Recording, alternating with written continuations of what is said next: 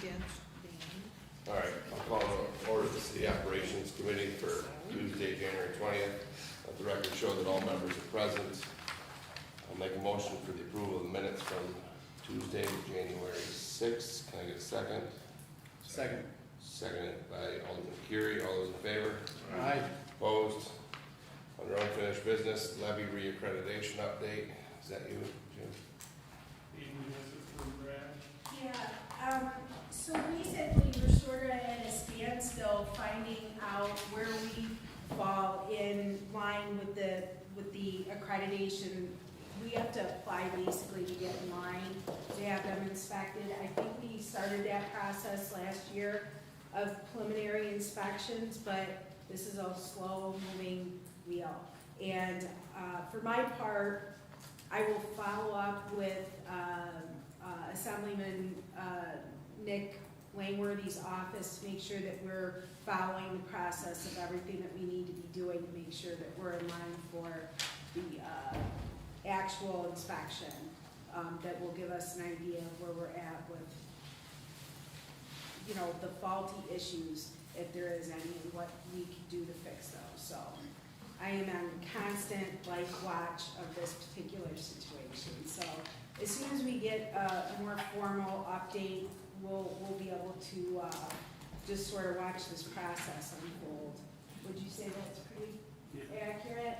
I wish we had more definitives, but I think we're kind of all in the same boat, waiting for, you know, the departments that handle this to just start moving forward and giving us, you know, the opportunity to be able to either come up with our plan or just, you know, reaccredit the levy. So, Tiffany, wasn't there some questions that we had asked for with this update having to do with some questions on the when the insurances would take place for the residents?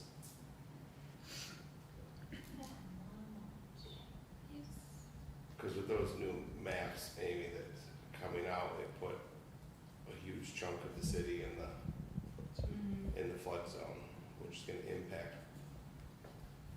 flood insurance requirements on some. I don't think they. Those maps are currently only proposed, they haven't been actually adopted by FEMA yet.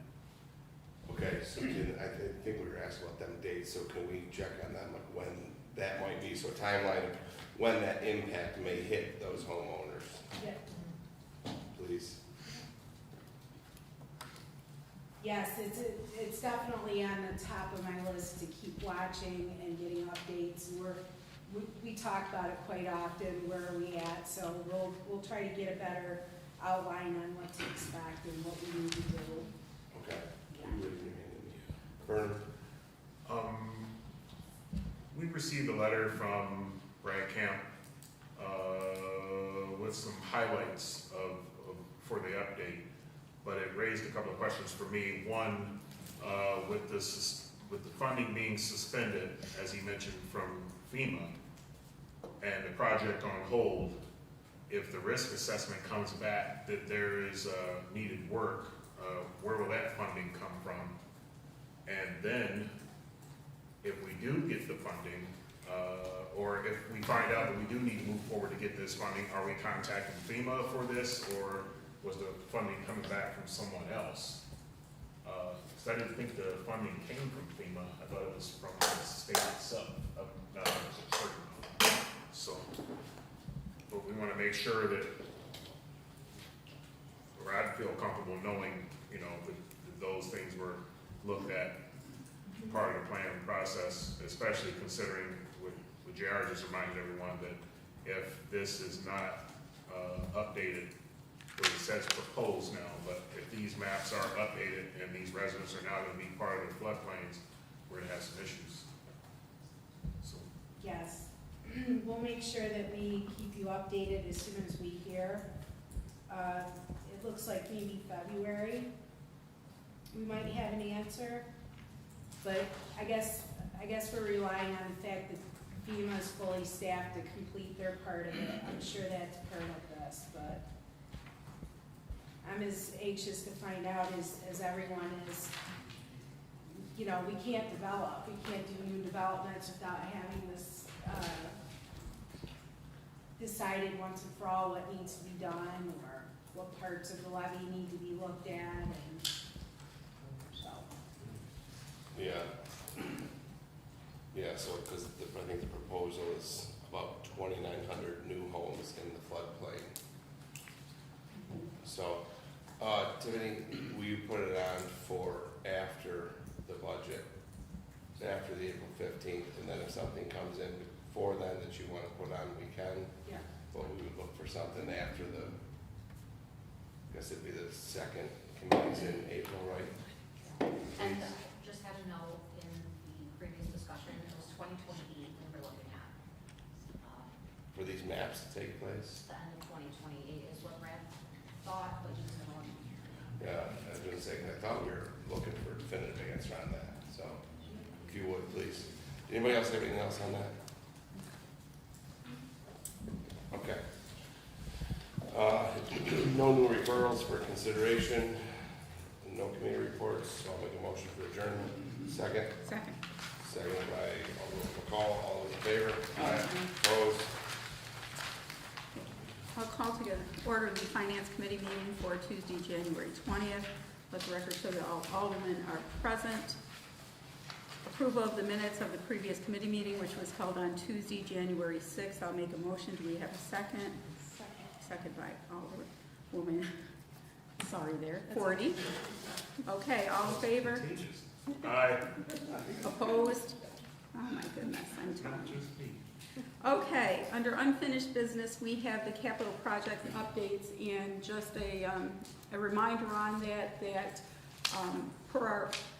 per the city ordinance and we're required to have an update on all capital projects on a monthly basis that are of $50,000 and above.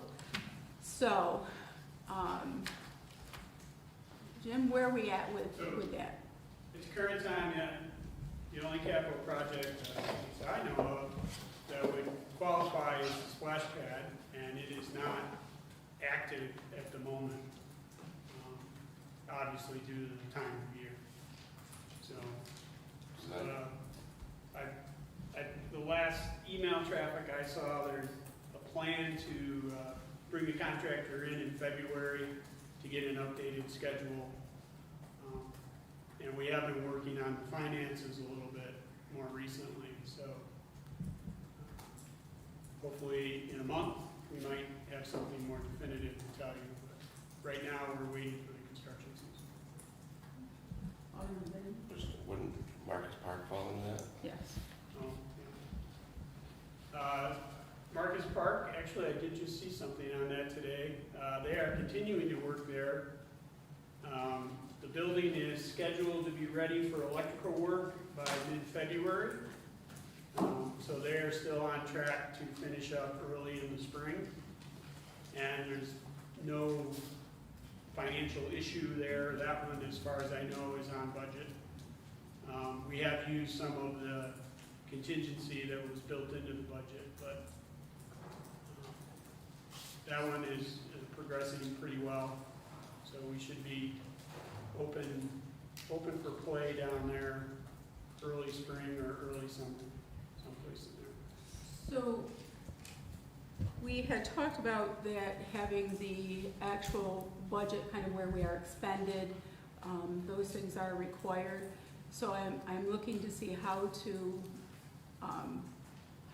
make that happen on a monthly basis. We had talked about if you wanted to email them ahead of time, and that would kind of save us, because then we could ask questions ahead of time, just to make sure where we're at, and that also included if there was any change orders, et cetera, in that. Alderman Benyon? John, you want to jump in first? Because I didn't see you, sorry, John. I was just gonna, what estimates completes, right, so what the budget is on the project, I mean, the project financials would be helpful, and then, you know, are we forecasting to come in on estimates completes under budget, you know, are we in line with the budget, are we forecasting over budget? Just and that was advised to us from our external auditors, and so, I know there's a form, I forget what the heck the form is called, but Schedule E. Schedule E, There's a Form E if we're doing grant work. okay, For the projects that we're not doing with a grant, we won't have that, but we'll be pulling the financial report out of our accounting system that we can provide. and we're able to, we could use that as a basis to provide us with any Yep. sort of estimates for what's yet to be done. Yep. Okay. I was just gonna ask, I know you said you thought that one and that one, but if I'm not mistaken, wasn't the capital projects, the elevator, the tower cleaning, that was, all of those would fall under capital projects over threshold. Okay. I- I mean, over 50,000, yeah, the elevator. I guess I don't know how far you want me to go back, like. No, I just would The just, reservoir tank is, So any that are Done. current, and Lenz, could you give us active, yes, any that are active? Is that something you could give us a list of the active capital projects that are at 50,000 and above? Yes, I can do that. Yeah, and then that will, and to John's point, it's outlined exactly what we need to, what we're required to have, and I can resend that email if that would be helpful. yeah, that's what I was gonna say to John's point, and then also we talked about, you said you have on the big projects, you have those meetings. yeah, we should have on a major project bi-weekly status meeting. So we talked about if you just email the notes, like the, kind of like the fleet Yep. meetings, and then monthly just send the consolidated forms, that would work for. Yep.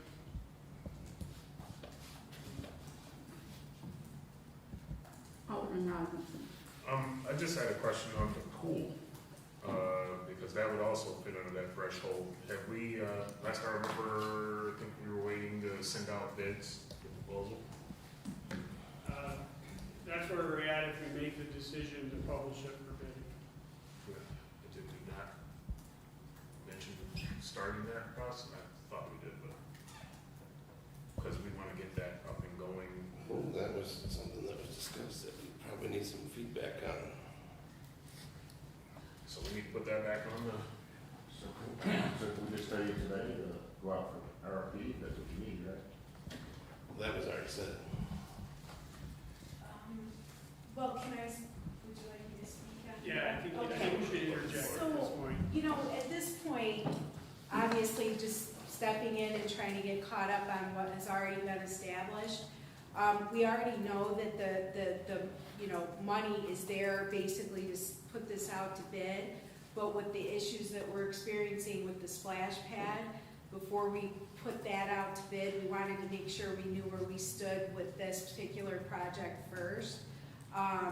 And I think it begs a further discussion at some point with where we're at with just that property in general and what,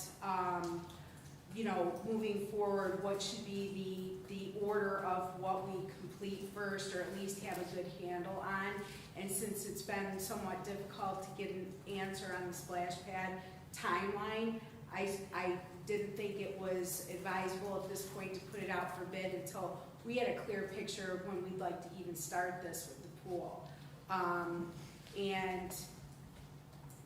I have gone over with our bonding agency where we're at with everything, and everything is stable as far as that particular project goes, but I feel it is in our best interest to at least get an answer, which we're trying to obtain right now, what the actual completion of the splash pad is, and that there's no unforeseen issues with it at this point.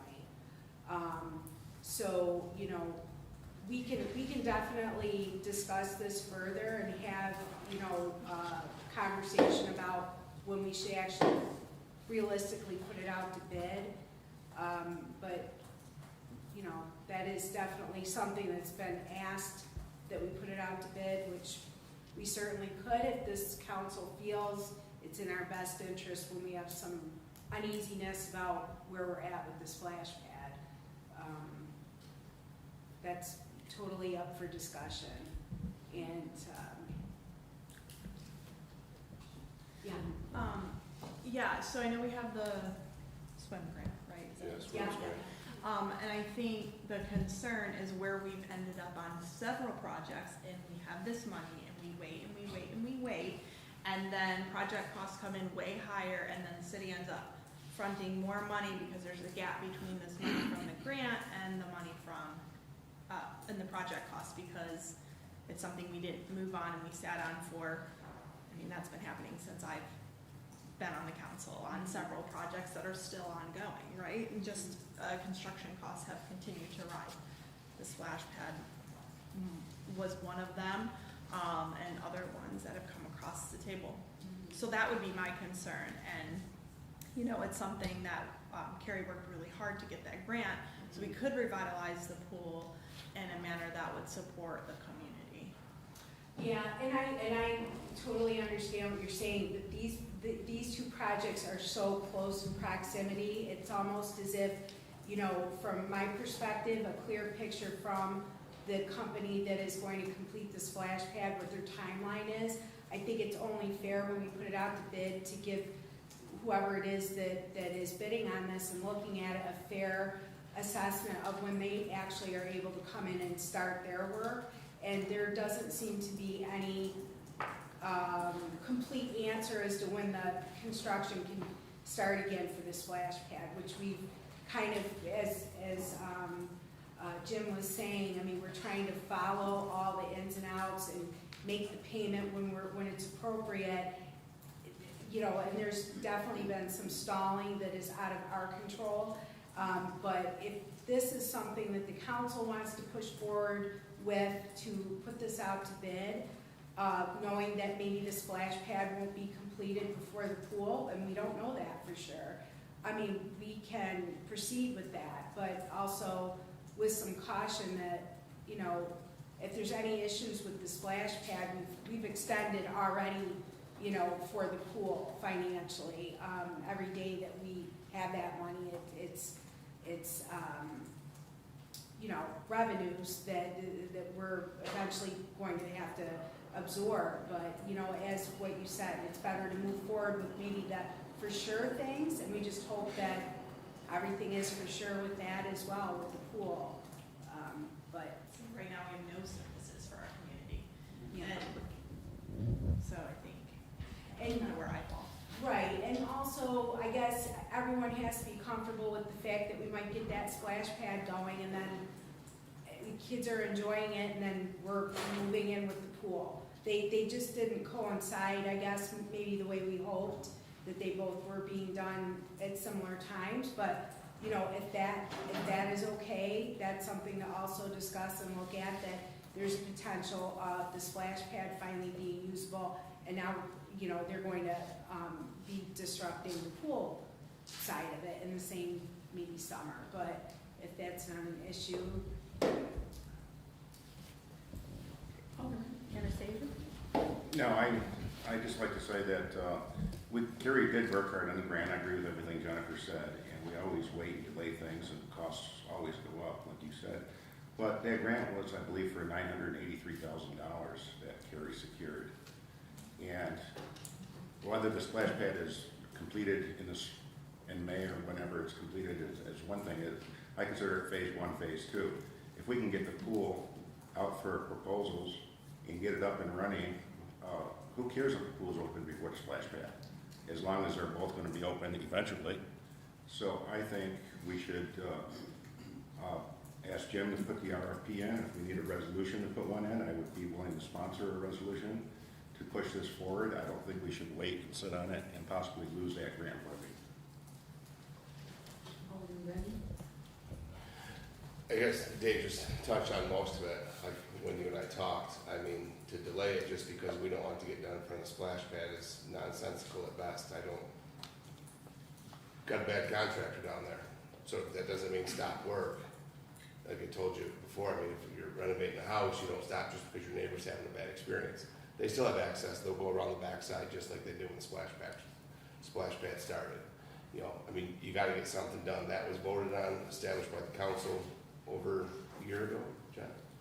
Timeline, maybe no more than that.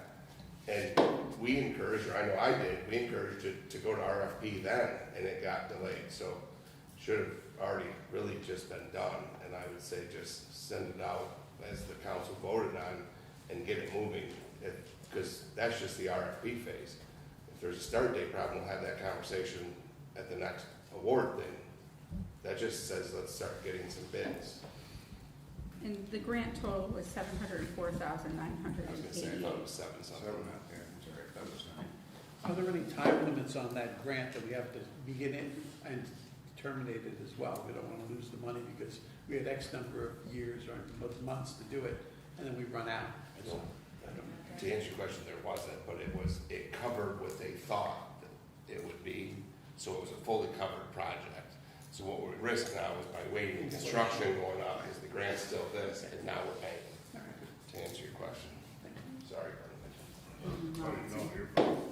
So, first, I want to touch on the fact that regardless of how many times the council has presented information, we always end up with different information. And you just spouted one number. I don't know where you just got your number. I'm going from notes to that post from the nights that I take them, and I have that we were told a balance of $962K.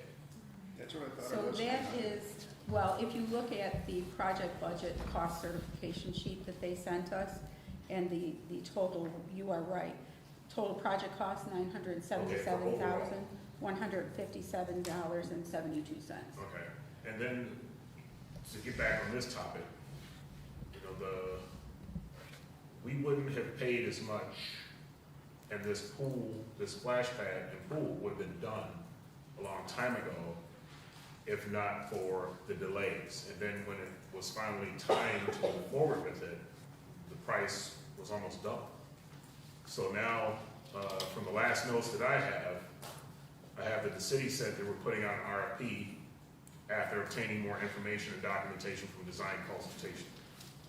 design consultants. So with that, I mean, if the information is obtained, I personally would like to see the RFPs go out because that is still a process. Then on top of that, I recall something about once the construction company gets to a certain point, then we have to go to the county and obtain some certification. And then that was if things passed. And then we jokingly said something about we can add another month or two to that. So that is a separate project. We can get the pool going, as Dana said, those two projects can work cohesively. So personally, it's already been done, committed. As everyone has already stated, that Kerry has worked on this very hard. I would like to see things moving. I personally don't use the pool, but I know that there are a lot of residents out there that rely on the pool. If not the smaller one, they prefer the bigger one. There was a big fight to keep the pool the first time it was voted upon. The pool stayed. So I think we need to move forward with it while we have the money before the pool turns into another splash pad where the price ends up being twice the amount. So I want to just correct There's another amount? No, so and you may be just the way you're interpreting, so the price of the splash pad has not doubled. I don't know where that's coming from.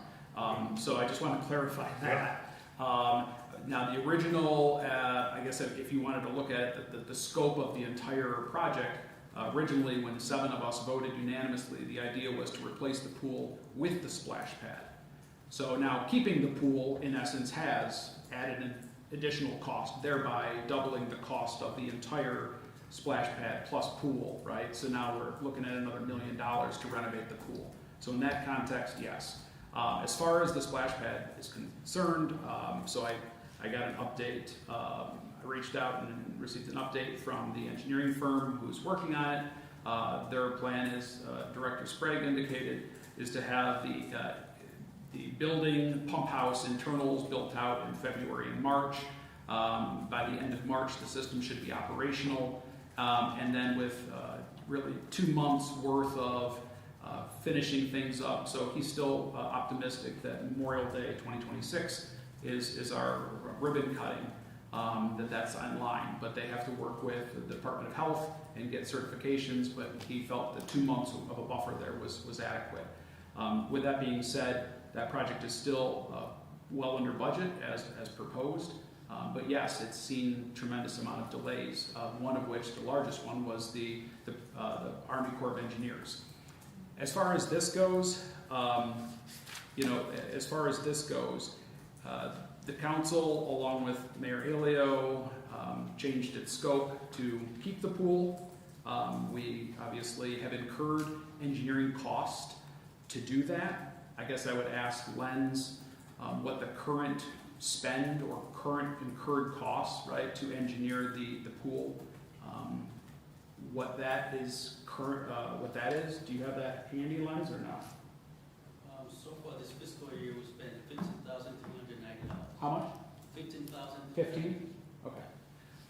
Do you know, that would be this fiscal year. Did we spend any? Last fiscal year, we spent 29,000. Okay, so we've spent almost $50,000. Yeah, remember the original scope was in the previous fiscal year. Right. We did more than Right. second one. So we're on the hook already, right? So we're already about $40,000 to $50,000 on the hook for engineering the renovation of the pool. So with that being said, I think it is worth, if nothing else, it's worth getting a bid. I would not recommend waiting till midsummer to get bids, because whatever contractors are left, either you don't want, or we're gonna be low men on the totem pole again. So I think it would behoove us, we don't necessarily have to make a decision, right, based on getting bids. We can take a look at the information from the bids. They may come in under, they may come in so far over that I've been on councils too, where sometimes we've gotten bids and we say, you know what, it's 5 times the cost. I think we're gonna hold off this year and maybe we'll resubmit bid next year. But we can't make that decision without having the information before us. So I think it does behoove us to at least get quotes or bids sooner rather than later, so at least we can make an sufficient recommendation. Thank you. So just to give you the figures on that, so the total cost projected was $977,158. On June 11th, 24, we committed $176,246 as a local share.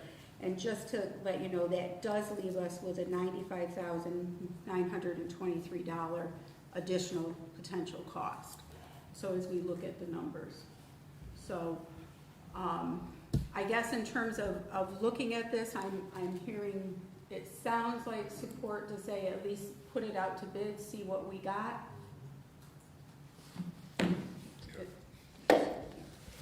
And then we can, with some numbers, be able to go from there. But the total cost for the city, it looks like would be more around $271,000, Based based on that best guess 900, numbers yes, from the engineers. yes. And when we get the bids in, we would have a better idea too. Yeah, because I think that was before the scoping of the lines, which was that cost in the this fiscal year that John mentioned. Okay, that sound, okay. Do you know how long it takes to get bids back for that, Jim?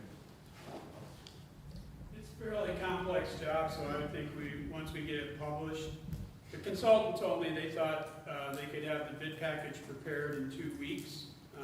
All the design and approvals are done, so they just have to package it for bidding. I'm gonna say we should give the bidders a month, so we're probably looking at 6 or 7 weeks before we have bids in hand, at best.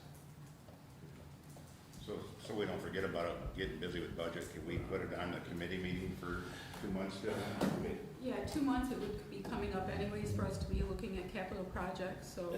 actually, since you've expended money in its current capital project, yes. it should be updated monthly. Yes, if we've expended over 50,000. Well, actually, because it is a capital project. It is a capital and we project, have- we've already incurred the cost and approved the project, so it would fall under that. Yes. So that's nothing. Update. Well, we would at least know where we stand with, if bids were out, so. Any other conversation on this, the pool? No? Okay. Anything else on capital projects? And next month, same time, right? First, same visit, right? Capital fund, the first committee, and capital projects, the second committee. we'll be at.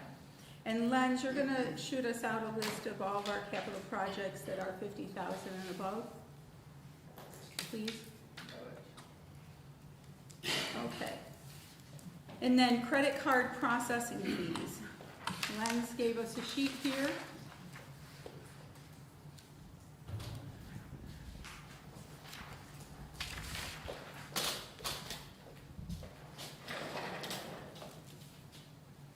I think we talked about this last week, maybe, if I'm not mistaken. Thank you. But, I included something at the bottom of that page. I gave the top portion, you already had that.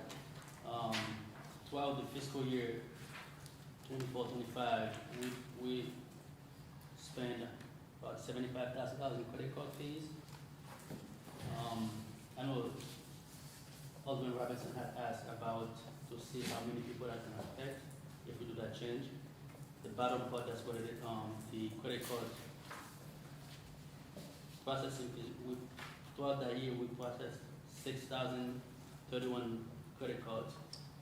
That's like 11% of the people that will be affected. If we make that change, have them incur the fee instead of us taking their fee for. The online pay doesn't incur, is that? That's already done. The online one, if people pay for the water online, they already pay the dollar for charge, for technology fee already. The one we're talking about is the people that come to the building, when they pay their bill, they use the credit card, they don't pay anything, we give that fee for them. So on the online pay, if I pay with my credit card online, I know you charge the technology fee, but you don't lose a 3% credit card merchant fee still? I believe you do. We do. So that's probably more. The technology fee was a way to offset that, but I'm still using a credit card, therefore you're still charged, your merchant, whoever's using you, or you're using, I misspoke there, they're still, whatever their percent is, 2753, whatever it is, they're still taking that. Yeah, we still do, yeah. So then the actual number would be, It will be more, yeah, I felt that on, it will be more. and then, and what does that direct pay say? Import? No, the deal is import, like if we get a file from the bank like Jerry would do for, taxes, the bank will send an electronic file for us to import it. That one, I don't think there's any cost for that. Bank drafts are free. That's a bank draft, that's how that's done, Jerry? Yep. So that's 48% of the people then. I would see, right, between the credit cards and the online pay? That would be Yes. correct. That would be good. I should have, I don't look at it, but I. And is the online? No, you were just thinking of that dollar, but yeah, Yeah, there's still the yeah. back end. Is the online pay reflected in the numbers above? That's just credit cards, correct? Those So are all that credit cards. 75,000 doesn't include the online pay charges.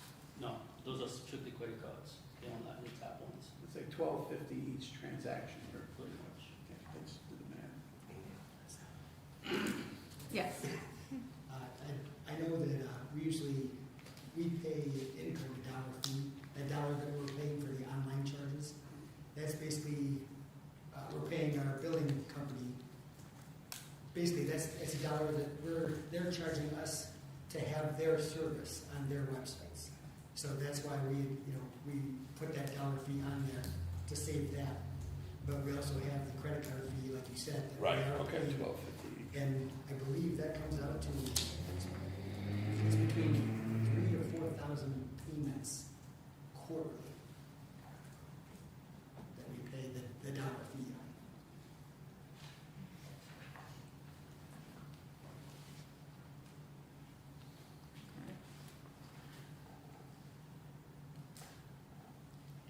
So just to recap, that 75,000 that the city pays in credit card fees, that does not include the online costs, fees that we pay. Meaning, if I pay with my debit card, right, my MasterCard, which is what I do for my water bill, that 75,000 doesn't capture the cost for that transaction. It does. It Because we paid that for the customers, because you don't pay it, we picked up the charge. Right, but is that inclusive in that 75,000 that we pay, or is the 75,000, as you're saying, just for the credit cards, not necessarily the online pay? It's for everything. Every For credit cards that run online or in the store, that's what we pay. Okay. The city cover the cost for the customer. So that is the total, so I'm That's the confused, total. that is the That is total. the total. Credit cards people use online, Online that's and the, store. that's the entirety of the fees that we Pretty much, eat, yes, that's correct. whether they pay in person or online with a credit card. That's correct. Okay, That's how much, John, was, or that's how much? the total of this, I can't see it. 75. Okay, thanks. 75, what's the 75? Should have made that bigger. So that's about 26,000 transactions, 26,000 and change, so almost $3 Yeah. a It's transaction. transaction. So, I mean, we have the opportunity to have the customer pay for it, which is why we're here, so we're trying to see if the council have the appetite for doing that. Because most places that we do go, you have to pick up the fee. Some places will pass it on to the customers, but we don't. Thoughts in terms of, right now, 75,000 is going out the door in credit card fees. And thoughts on, did we talk about it in a different way? One is a percentage base, right, that it could be whatever our transaction fee is, 3%, 4%. I mean, New York State has some requirements that we would definitely need to follow. Yeah, I mean, it depends. Sometimes if you swipe the card, it's a different fee versus if you punch the number in, key it in. It's usually about a 0.5% difference. It's a 0.5% more typically if you type them in. I don't know why. I was just gonna ask, if you use a debit card, is there a fee with a debit card? Oh, there is a fee with a debit card also? Okay. All debit cards, for the most part, are MasterCards, Visas. I was just wondering, because debit usually is linked to a checking account or something. But 75K is basically 1% of taxes. So I'm thinking that we should not eat this. It's a user fee. If people have the choice either to come into the city building and pay their bills or mail a check to the city building. So, I mean, this is 1% that we could be saving our taxpayers. So I think we should either implement a fee or the city should not be eating this fee for. Because I know when I went and paid my school taxes, I got myself a interest-free credit card for a year. So I thought, oh, I'll be proud and use the damn thing. It's interest-free for a year. When I went up to the school board and used it to pay my school taxes, I had to pay a $37 fee on top of the school taxes because I used a credit card. Well, I didn't care because it was interest-free, so it's a new card. But I mean, it's just, I guess, today's cost of living. I guess you have options. You can come up to the city building and write a check. Alderman Forney. I was just gonna say, and I won't say standard practice, but most businesses do pass that fee on to their customers, and so it would not be unusual for a resident to pay that with, not that I want to, give more fees, but I mean, you're eating this cost. Correct. But I mean, also there's other way we can do that.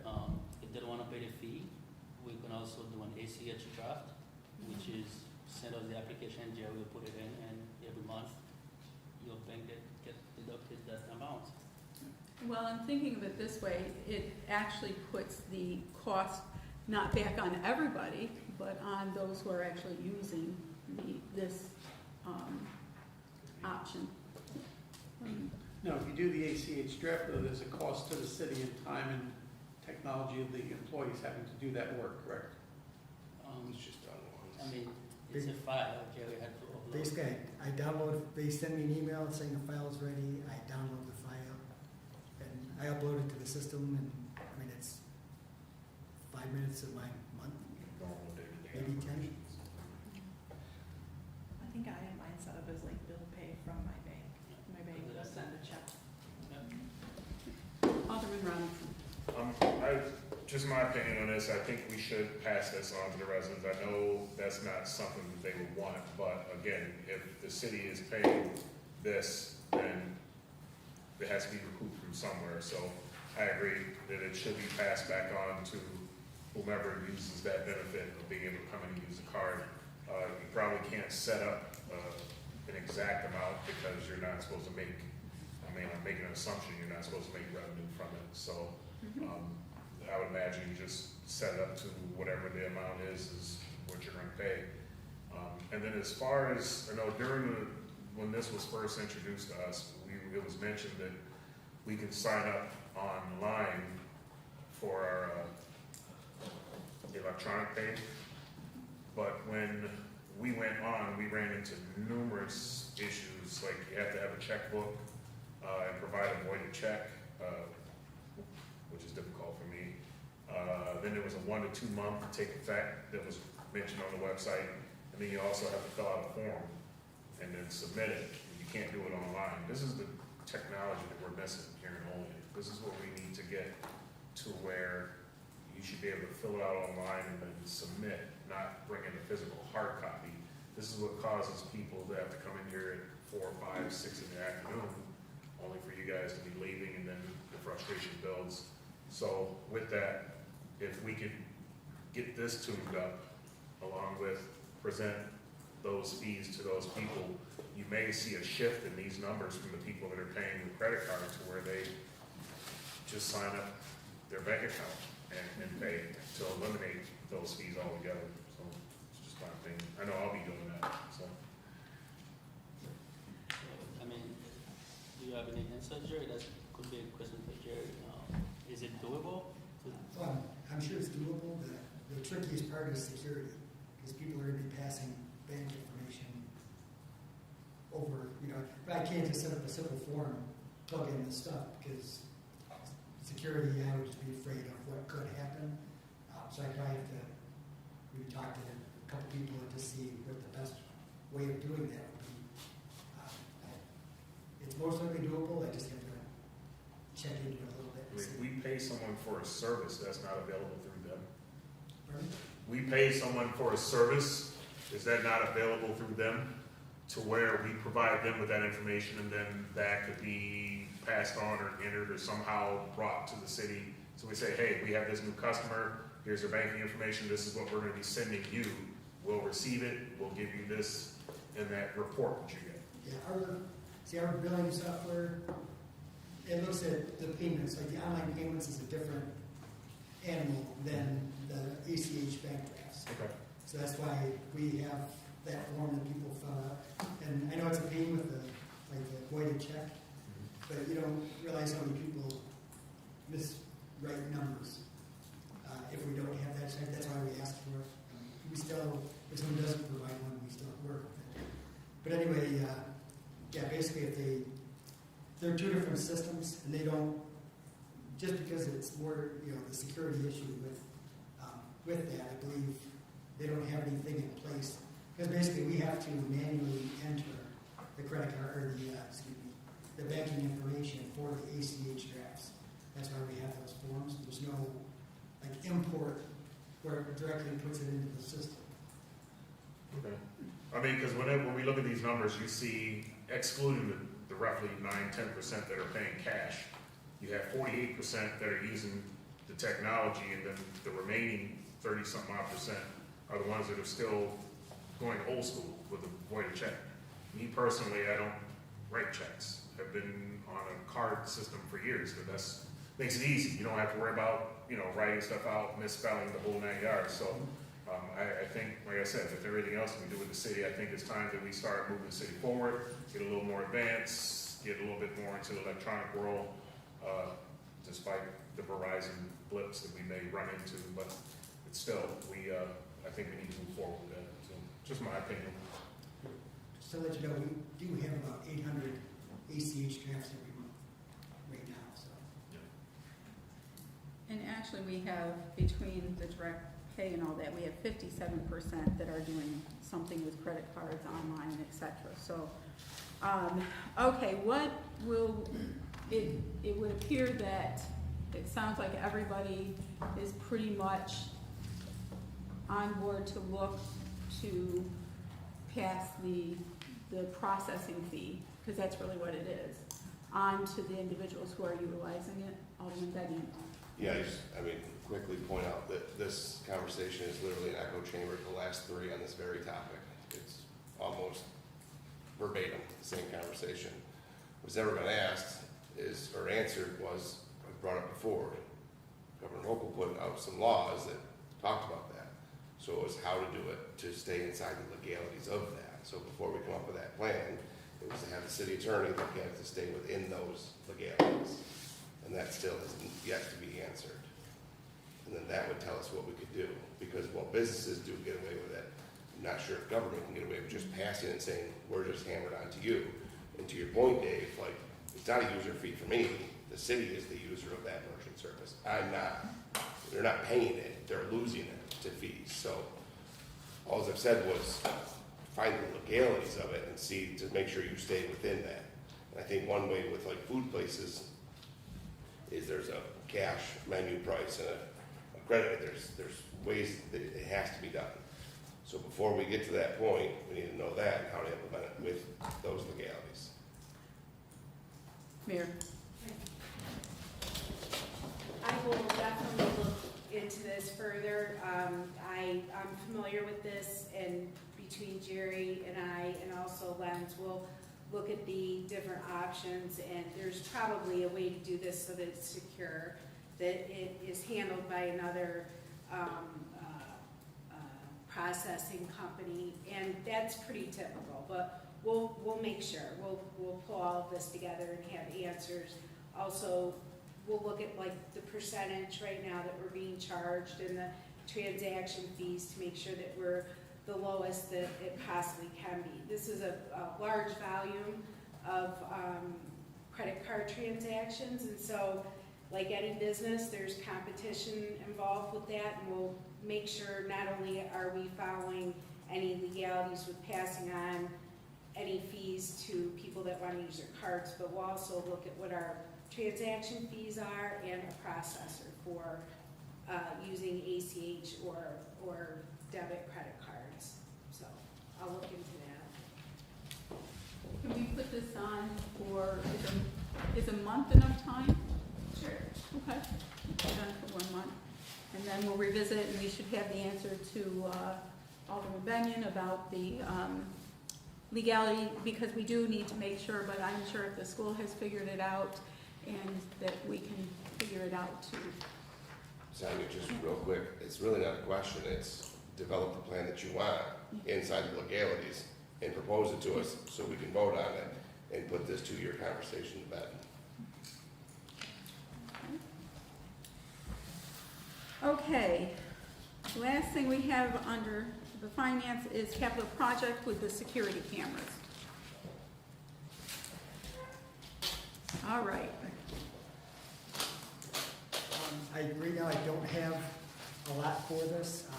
We're actually supposed to have the company come down and do a site survey just to see the, I gave everybody the numbers on the cost for the 5-year and the 10-year. But that was just the cost of the equipment. It wasn't the actual installation. And but basically, they had to come down for the site survey. They were supposed to come down last Thursday. Weather kind of was rough for them, so because they were coming out of Rochester. They're actually supposed to be coming down this Thursday. So I'm hoping once they do the site survey, check everything out, I'm hoping that, within a week or two of that, I should be able to get more pricing on the installation side of it. But I did send, like the 5-year plan was $53,486.14, and the 10-year was $79,234.14. And that's outside of the installation. That's the cost of everything for those 10 years. So that's maintenance. We don't pay like a yearly maintenance after that. So that's a straight up cost for 5 or 10 years. Well, if we figure out the credit card fees and that, it'll pay for itself there. Okay, so are you, if we put it on for 1 month, is that enough time to get that? Like I said, I'm hoping the weather will be okay Thursday so they can come down. It's just basically probably a couple hours checking our cameras, because they just have to see what type cameras are going to work in the best situations for us to cover the same area that we're talking about now. And if we talk about like cost savings and staff time, that was one that you identified would be a significant cost savings in terms of time for Yes, because we're still with the old server. Like I said, it's 7 years old, I think. And I'm rebooting it usually every couple weeks, just because it's, 7-year-old machine it's getting hit 24/7 with camera bandwidth, so. Any other questions? No? Okay, so we'll revisit that in a month. No new referrals for consideration, no committee reports. I make a motion to adjourn. Do I have a second? Second by Alderman Forney. All in favor? Aye. Opposed? Still waiting for somebody to say opposed sometime. John did it last week. Yeah, well, I wasn't paying attention there. All right, I'll call the order of the Public Safety Committee for January 20. Let the record show all persons are present, that all persons are present. Approval of the minutes, I'll make a motion. Can I get a second? Second by Binion. All in favor? Aye. Opposed? Unfinished business, we have the Sheridan's Path and Downtown Business District Sidewalk Pond. This would be all on the call.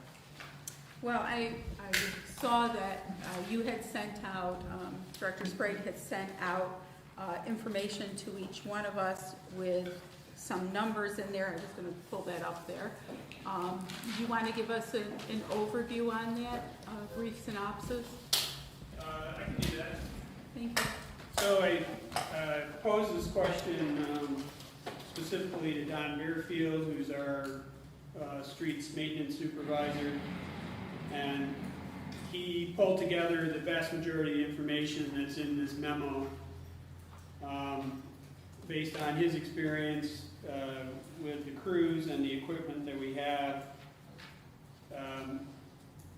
So we defined the site as North Union Street just from State to Lawrence. I think that's probably a little smaller than we would end up actually working with. We did West State from Union out to 7th Street and East State from Union to Berry, and there I think also that's probably not far enough. But for purposes of conversation, that's where Don drew the lines. He detailed out, and I put in the memo for you, how many miles that is of sidewalk. But we have to remember that a large amount of this sidewalk is a lot wider than a typical sidewalk. The new shared use path, I believe, is 10 foot wide. That's probably 3 passes with a sidewalk snowplow in order to completely clear it. The same on the North Union Street Business District. It's 3 passes, maybe 4, to completely clear that area. So then, Don started working his way through all the numbers, the equipment we would need, the staff we would need. Pretty emphatically in his notes, he made the statement that right now we do not have the staff. If we did acquire 2 new pieces of equipment to do this, we would have to be finding 2 new staff members to run them. So the total cost is sort of unfortunately eye-opening at the end, where we're talking hundreds of thousands of dollars here to do this. And this unfortunately is a good example of, we can kind of make the number what we want at the end based on how much area we define we're including and what our assumptions are for the number of snow events and this. I don't think the assumption for the time needed to do the plowing is particularly variable, but obviously the number of snow events is a crapshoot. Whether you believe the National Weather Service or Farmers Almanac, right? But I think this gives us a good feel. We're looking at a couple $100,000 worth of equipment. We're looking at tens of thousands of dollars of expense every year, plus a couple of staff members. And that would get those sidewalks plowed essentially once a day per snow event. And I guess one thing from my personal experience in other communities, it's tough to plow a street during the day when the cars are moving. It's I would go so far as to say it's foolish to try to plow a sidewalk while pedestrians are moving, just because of the safety issue. You know, I mean, even though sidewalk snow plows are a lot smaller than a truck that you would have on the street, they're still gonna slip and slide a little bit. A pedestrian steps out of a business front door, and all of a sudden, you know, we've got a real problem. So, you know, we typically look at a window of time to plow our streets before the morning commute starts, which is why, you know, we're working like 3 to 6 a.m. or 2 to 6 a.m. to get the streets cleared. You really are tightly restricted to that on the sidewalks in a business district. You gotta be done and out of there before the business is open and the customers and pedestrians are on the sidewalks. So we're really gonna get it once a day, and if it then keeps snowing, it just keeps snowing.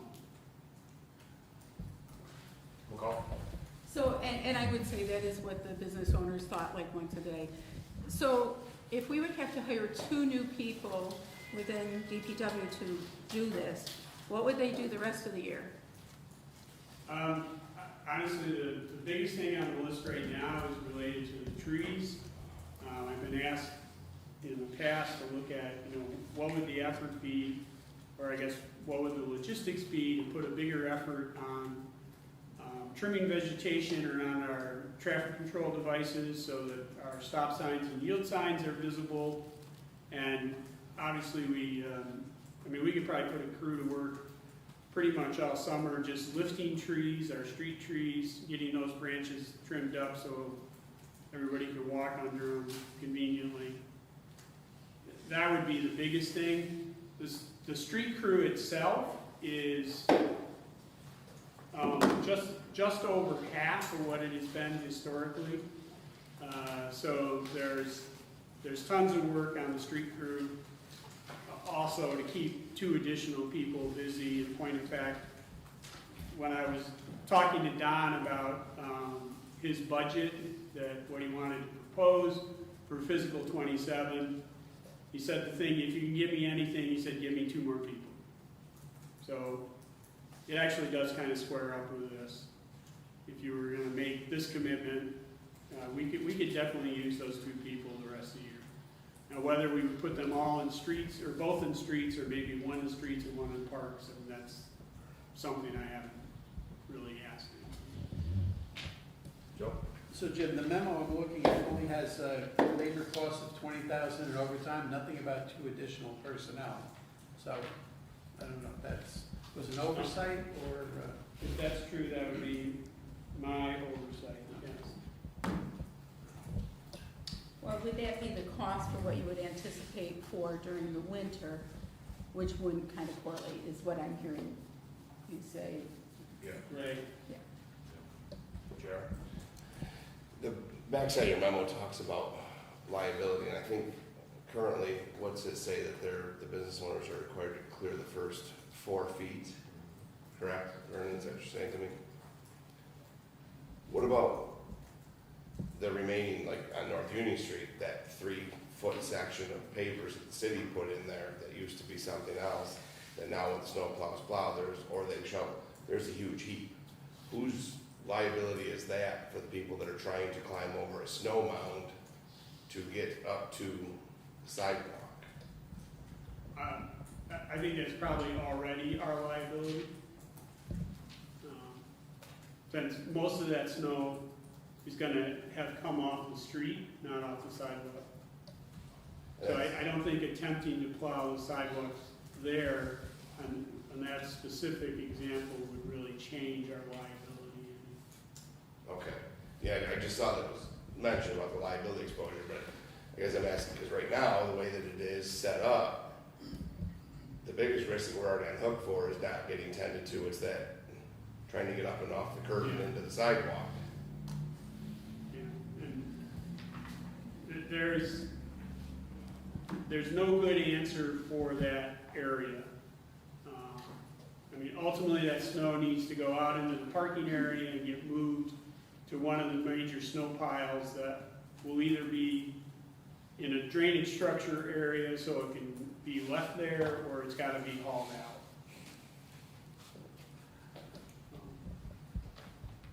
I'm just gonna add a little bit to this. First, like I said, I've always believed that the city should be responsible for certain aspects of the sidewalk. But I am drawing caution to this, again, for the same reasons as before, is because, one, of the business, for just the business district aspect, that most of that sidewalk has been there, with the exception of what JR had brought, or mentioned, which is that extra 3 to 4 feet, pavers and so forth. On that same note, it's already been mentioned that there is already ordinance in place that states that you only need to remove 4 feet, not the entire width. So when you consider that, I mean, just like anything else, you bring up questions, you have conversation, and then you hear a reasonable answer, and you go, oh, well, okay, well, that kind of fits in for me with this. If only 4 feet is required, then we should be good. But then JR brings up another good point about when the plows come up and they plow and this snow gets pushed up on the curb. Now you have someone, let's say, take Joe for instance, walking up over So they can the break their curb. leg.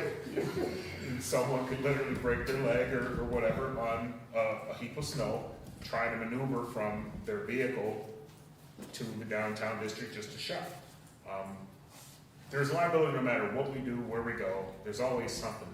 But in this entire conversation, has anyone reached out to, I don't know, Geneva, Watertown, any of these bigger cities that are up north, they get way more snow than we do, to see what do they do? How do they handle this? Do they get rid of all the snow? Do they provide a service like this? Do they just leave it? I mean, is it just, you know, it's Mother Nature. You shouldn't be responsible for removing all of Mother Nature. You just can't help that. We got no snow, but I have employees in the snow belt, they got 2 feet already, you know, in just 45-minute drive. So I think we need to be cognizant of that before we start hashing out and pushing this, because like I said, I mean, it would be nice if the city could do this, but then when I look at this and I see $300,000 for equipment, which in all honesty, I don't know what you're buying for $300,000. And then you have $12K for supplies, and then you have the $20K estimated for overtime, and that's considering 6 to 10 hours per plow.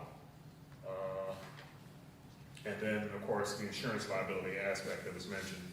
So, I mean, that's where I stand with that, and it's the same for the residents as it is for the business when it comes to this 4 feet width. So, I mean, yeah, this is a conversation that we'll have to iron out, and hopefully we can maybe get some info from some of these other cities or townships and find out what they're doing. So, I agree, I think that's a great idea. However, Franklinville plows all their streets, and that's less than what our downtown and the shared use path was. So maybe we don't have to look out at the Carter or City, but maybe just see what Franklinville uses. Because I was going by, and, you know, it's everywhere I go, it's horrible there. But I went in there and I'm like, I asked them, they're like, no, the city, the town doesn't. I'm like, the town doesn't? Yeah, they plow all of our streets. I'm like, okay. So maybe we could just look at Franklinville and say, what kinds of things do you use? Because it's not 10 feet, but it's a good 4+ feet that they're doing there. So, I mean, I think that, you know, I don't think we should ever just decide to reinvent the wheel, but rather look to see how we can manage with some other areas and stuff. So I think that you're absolutely right, because the downtown businesses have talked about how hard it is sometimes to get over the curb, so I do think that that's an issue. And speaking for the ones I've talked to, that really they are just looking for like a one-time kind of good faith thing. So, and I agree there's always liability, but we should always make sure with our city attorney that we know what it is going in with eyes wide open with everything. So, I mean, it looks like, you know, winter will end at some point. So we probably at this point are looking to next year. But I don't think we should slow down the process of looking at it.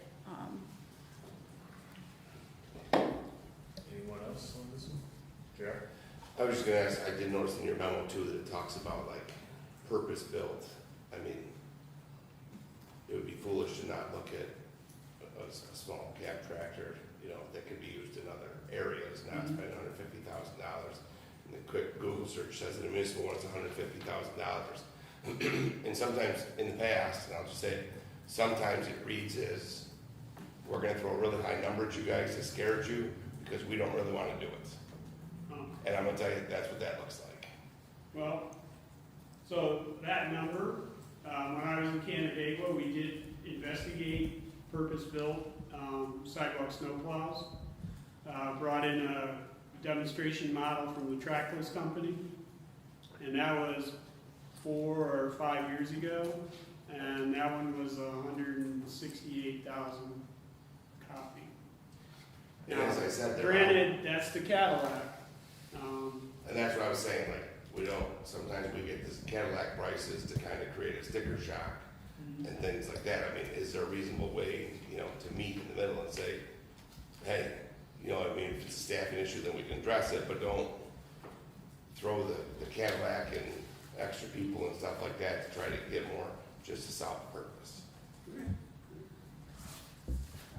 Yeah, I think you can almost state that, you know, most of this that's gonna be going towards equipment could actually be salary for 2 additional employees that we can use throughout the year, so we can consider that, an investment, I guess. And then whatever piece of equipment that you buy is something that you can use as on purpose. And that's what I was getting at, that investment is spread out and not just used for 8 weeks. It's, So you can pull the plow attachment off and maybe put another attachment on and then go out and use that over the spring, summer, and fall for next year, you know, whatever it is, so. I thought we just bought some. Anastasia? Brendan, I was just checking my city email. I don't remember getting a copy of that email that you sent, Jim. You sent it to me, I must have deleted it. I sent it on Friday, Oh, and I maybe did. after the agendas were sent. I just, okay, maybe it's in there, I didn't see it. But There was some I just quickly scanned it, and I didn't see it. There's several memos that were with that. Okay, but I'm just thinking too, I agree with what Vernon said, we should check with other cities similar to size, like Geneva for one, they're on a lake, not Syracuse, but Watertown area up there where the snow really hits. But again, this is Western New York, it snows, it's been doing this forever. And it's like, I would hate to have the city start something that is really, it's gonna be not cost effective, it's gonna be putting us in a hole if we have to do this every year and have these 2 additional employees. We don't know what the new mayor's budget's gonna be. We haven't seen it yet. It's not gonna be here until February 15th. So we don't know what the tax rate is possibly gonna be. So I'm glad nothing is being settled right now because we have to wait and see what she proposes to us or whether or not we're gonna support a budget or not. So, I mean, so I just think we should kind of slow down on this. It's already in the city ordinances, 4 feet has to be covered. Everybody in my neighborhood shovels their sidewalks, and the businesses uptown, they've been doing it for years. So, and it's Western New York, it snows, deal with it. Yeah, I guess I was thinking more in line with something that we had recently purchased, which I think there was talk about a side-by-side, and you know, you put a plow on it and things like that. I think that was kind of the idea. So there is a bit of a sticker shock there. I agree with JR on that. Additionally, and I guess I would ask Director Sprague to go back to the drawing board as well as the mayor to think about maybe ways to take what we currently have. I brought this up before. We had talked about this. We have a part-time position that's already budgeted that does, I believe that's still a part-time position. I don't think it's full-time. That does downtown beautification, the flower gardens and the rain gardens and all of that during the summertime. I think it would just be maybe a natural progression to turn that into a full-time position and someone that could, take care of with a side-by-side, some of these shared use paths, assist in different areas of snow removal during the winter months, and then transition into the garden keeper in the summer months. So I guess I would be more interested in seeing something like that proposed if we were to revisit this again. Second to that, to Dave's point, someone who consistently walks, no matter what the weather is, through our downtown. Some businesses, I should say many businesses are really good at it, but some are definitely better than others, and some are just deplorable at shoveling. And so it comes down to enforcement, just like so many of the other things. And so I would welcome a conversation with the council as well as the mayor about addressing that enforcement aspect and revisiting the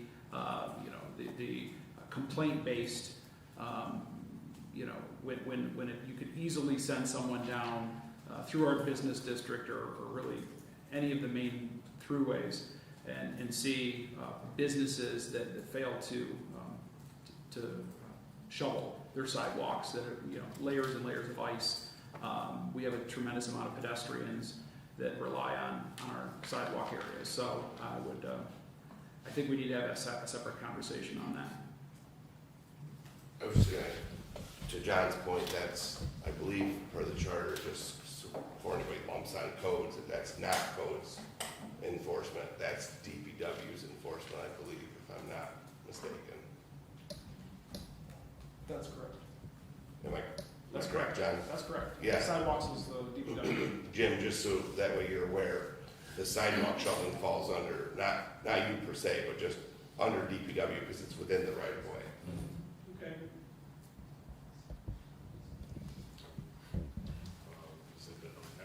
All right, You know, what do you got?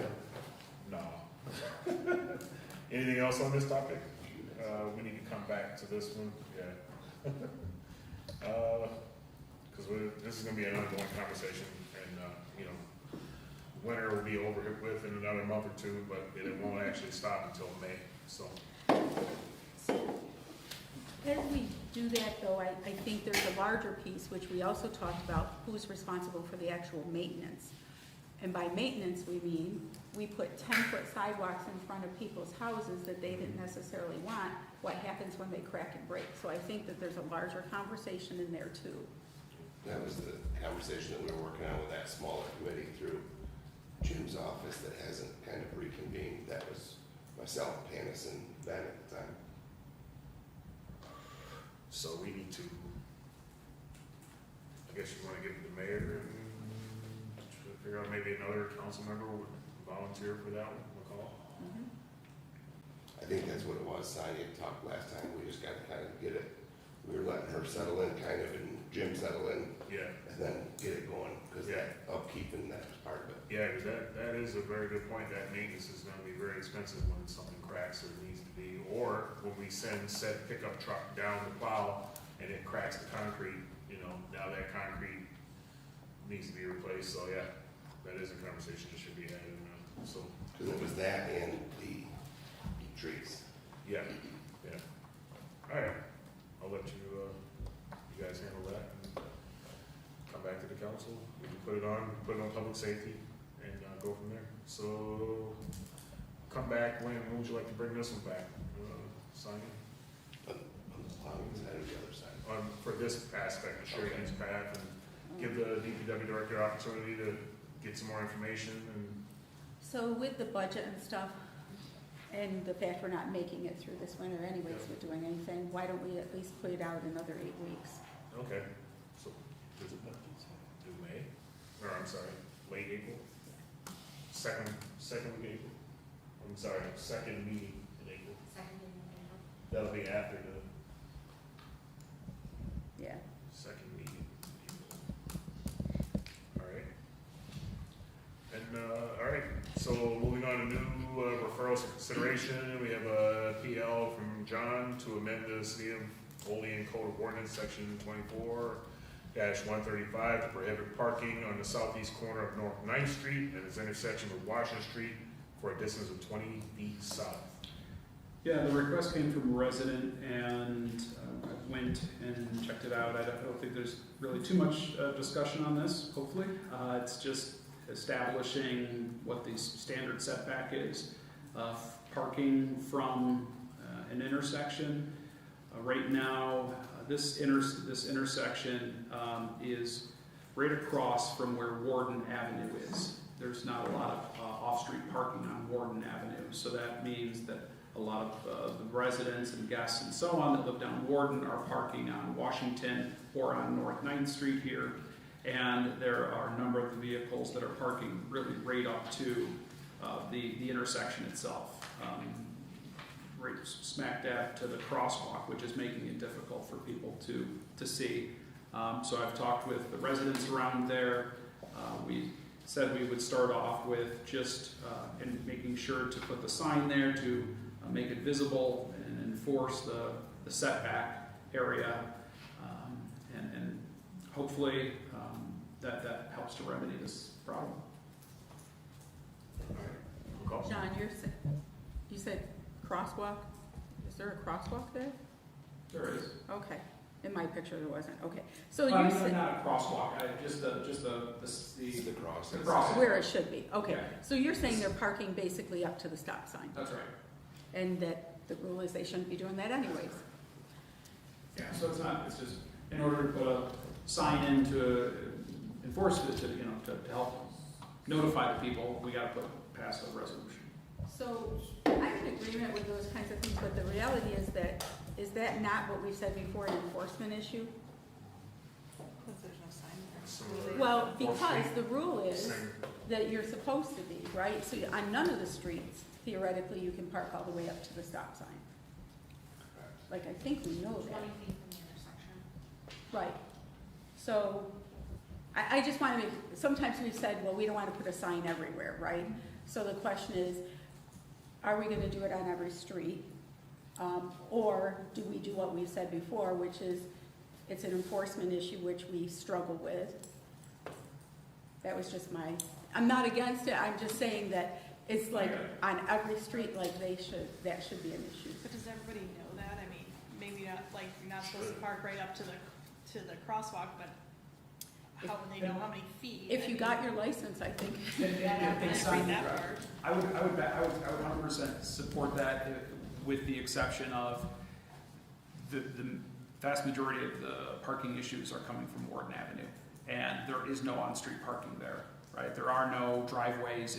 I don't know if you've been down Warden, right? So it's very tight.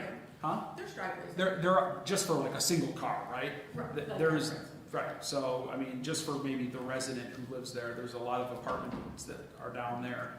So it gets overwhelmed, and like I said, so that kind of area, that vicinity on Washington, and then the adjacent 9th Street gets slammed with cars. I'm not opposed to it, I just don't want to see us putting it one on every I get it. corner, and so maybe in the next water bill, they could put something out that says, hey, guys, because, Remember yeah, years ago, like, we took it- well, I mean, like, I know you can't park up to a stop sign, I mean, but maybe not everybody does, so maybe we need to do some education on it, and I'm open to how that could be. Jim, I thought one time when you had said, I thought that it was 30 feet. It is definitely more than 20 feet in other communities. Because isn't there actually two measurements, one from the intersection and one from the inside of the sidewalk? Isn't it written? It could be. Usually it's just written from the intersection. Okay. Or from the face of the curve of the intersection street. So I'm sure then you could just verify that, so that way we have it. And John, would that be on both sides? You just have it listed as just the southeast corner? Yeah, so when I spoke to the residents who live there, they were in favor of just starting it with one side. So I talked to the residents who live there, and the request was, well, can you start it on the south, whatever, the east side? Southeast. Yeah, the I east only side. ask because if it's a standard law, then technically it's not allowed on either side. And then, would we need a resolution if it's already marked for no parking on the side? and it's already established, isn't it just replacing a sign that should have been there? Both sides allow parking, don't they? But law says you can't park within a footage of the intersection. So therefore, you're not passing anything, you're just putting a sign up. That's what I thought Tiffany said to do this. Yeah, vehicle traffic law, which, if you read your driver's manual, a while for me. 20 feet from a crosswalk in an intersection, 30 feet from a flashing signal, stop or yield sign, as well as 15 feet from a hydrant. And those are vehicle and traffic law tickets you can get if you don't follow that. And that's what I'm asking, so since that vehicle traffic law is already established, I don't think you need to wait the 2 weeks and get the resolution. Isn't it just putting the sign up? I would agree with that. I think the law is already there, and it's probably already in the city code. And it's just a sign that's missing. So I have a question, because while I'm not opposed to putting a sign in, as McCall said, we're always saying we don't want to keep putting in signs. By chance, has there been tickets issued for those violators that have been parking that close? Because if that's the case, that'd be the first deterrent, that those people that have been getting ticketed will no longer park there.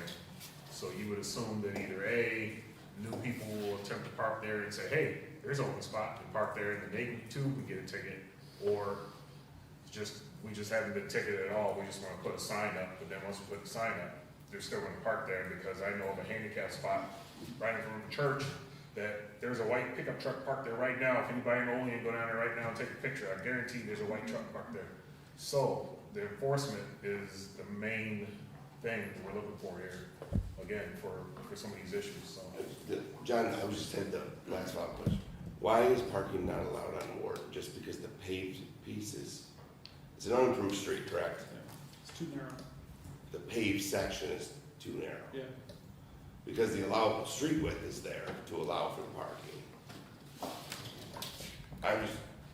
The street would be deemed 40 or 50 feet, the street portion. So I'm just saying perhaps you can get with Jim to get that, so that way those people could park on Wharton Avenue. Because the street would have a total width and then a paved portion. Might be 50, and then paved portions 30%. Am I correct, Jim? Yeah. If, I can show you guys some photos later on. I mean, there are some makeshift parking. However, there is no raised portion of the sidewalk there, so a lot of cars end up parking on the limited sidewalk because the sidewalk and the street are essentially flush. Okay. And so there are some cars that, I mean, I don't want to say there's no parking on either side of Warden, there is. But if you can imagine, between the driveways that are there and the limited spots that are there, it's tight. And so it does cause many to end up parking on the sidewalk, which is then a pedestrian issue. But yeah, I'm happy to take a look at it and see if there can't be some way to improve that. Like I said, I brought this forward just as a resident request. Tiffany suggested that, and see, that is something that I wanted to, I guess we should all verify too.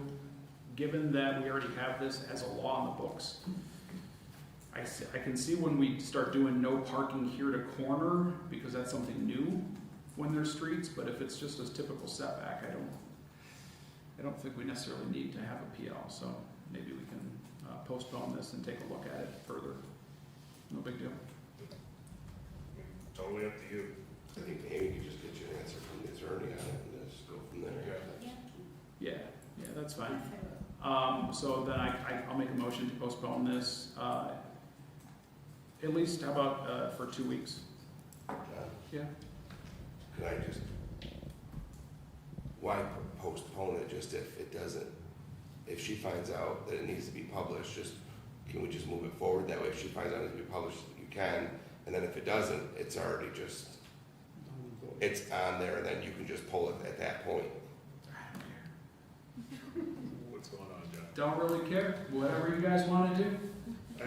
I Six agree and one with half, John. six and one half. One, Six- I'm only six to- asking six to because one the half one dozen way if an you hour. postpone it for 2 weeks, then if you have to postpone it or post it, it's gonna be 4 weeks. How about this? If you want to put the sign, you can motion to approve this, and we'll refer it to the city attorney for resolution, and whatever he decides, either we will just put it in Tuesday when you vote on it, or it'll go out 3 weeks, whatever he decides. when he comes in.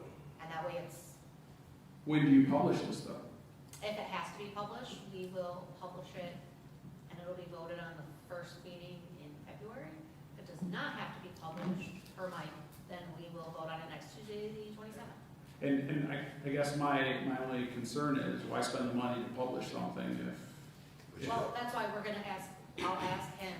But you don't have to vote on it next week if he comes back and says that you don't need to publish it. It's just a missing sign. He just gives a work order to go put the sign in. And then you can just pull it. That's what I'm saying, then you just pull it, John. sure. So you made a motion, I'll make the second. And all in favor? Aye. Opposed? All right, so we're referring this to the city attorney, and decision will be made from there on which direction we go. All right, See, I said there was not gonna be a lot of discussion on no parking here at Cornerstone, but it- this council can do anything. Never know. Good All right. time. approval of committee reports, we have none, so I'll make a motion to adjourn. Can I get a second? Second. Second by Anastasia, all in favor? Aye. Aye, opposed? We're adjourned, public safety. All right, strategic planning, call to order, Tuesday, January 20th. Let the record show, everybody's present. Make a motion to approve minutes of the previous committee meeting held Tuesday, December 2nd, 2025. Can I get a second? I'll make a motion. Can I get a second? Second. Seconded by Alderman Benyon. All in favor? Aye. Opposed? Motion carried. Unfinished business, just looking for an update on the EV charging station grant. Pursuing the grant extension, Director Sprague. So I have submitted the updated work plans and project budgets to our contact at the DEC. That went in last week, actually last week Wednesday, I checked the date. So tomorrow I'll reach back out to her and see where we're at. That should be the last piece of information, I think, based on all the communication I've had with her, that we then could move forward to getting the actual grant contracts and pursuing getting them signed. So I will keep pressing to try to get something back out of them. Do we think that the feasibility of getting this done this season is likely? I'm gonna say yes, because I don't think the actual installation is a tremendous amount of site construction. My biggest concern is establishing the electrical service, because they are very high voltage and amperage, so we probably end up having to install a new electrical service. Any questions? All right, so, Director Sprague, as soon as you find some more information out, if you pass it along to us, we appreciate it. Yep. Thank you. So new referrals for consideration, so something that was brought to my attention, call it a housekeeping and compliance issue, is that we have a number of individuals that were appointed to either the planning or the zoning board of appeals, who were not, were appointed by Mayor Aleo but not confirmed by the common council. So I asked Mayor Sherburne and our city attorney Mike Morgan to look into it. And so Mike Morgan is recommending that we bring forward a resolution to confirm a number of individuals who were either renewed to the planning board or zoning board or initially appointed to them. So that will be forthcoming. Anything else? Any questions on this? We just, the two committees, is that right, John? Just those two? That's correct. Well, those are the two that I I brought forward, I didn't, Are there, I'm asking, are there other committees to where that's supposed to happen? Is any, well, I think that, I was gonna say, but the Diversity, Equity, Inclusion Committee, that's gone anyways, correct? It It was was never restarted, but that would, I'm just asking, which ones would fall under this? Board of Assessment Review Okay, also falls under that, but you have confirmed all of those members. And the Civilian Review Committee? I didn't think that the council approved those. We did, and they lost a member, so it would be nice to find a new member. Yeah, there hasn't been a new member, I don't believe, so you have to affect. So it would be nice to have some, perhaps diversity on that committee. okay, that was it, I just was curious to know what boards are we supposed to actually approve? sure. I don't think we confirmed the tree board. I'm just speaking on. I don't think the tree board has met in the entire time that I've Actually- I think I'm on the tree. Actually, I think actually the council does approve Tree board? the non, because it's the mayor, it's the DPW, it's the forester. I think there's 2 community positions that are appointed. Yep. From memory, John, I'm just trying to go from memory. That's correct, and one of the previous members, we reached out to find out if they still wanted to be on it. She was very happy that we called and said she would continue. So we'll look at it and see, but we definitely want to revive that tree board. So I will give you further information on if we need to appoint another member, and then I'm assuming we then have you vote Well, you still for need a this city as forester. well? What's that? You still need a city forester. Yes, we still do. I think, after these initial first few weeks, then we're gonna revisit all of these things that we've discussed previously. Jim and I, we will look into, I remember at one of the meetings, we talked about maybe Cornell having a program or something to that effect. But regardless, yes, we need a forester. There was- So, There was that, and you have a member of the sewer department that's a certified forester okay. who went to Yes. college for that. Okay, good, that's good to know. So we definitely will look into that further. We're already having discussions about trees and ones that are completely dead and have been dead for 5 years, how they need to be now removed. But yes, that's part of priority for me, to make sure that we revive that, get a forester. Any further questions on this? All right, so that'll be forthcoming. No committee reports, make a motion to adjourn, can I get a second? Second by Alderman McCall, all in favor? Aye. Opposed, carried.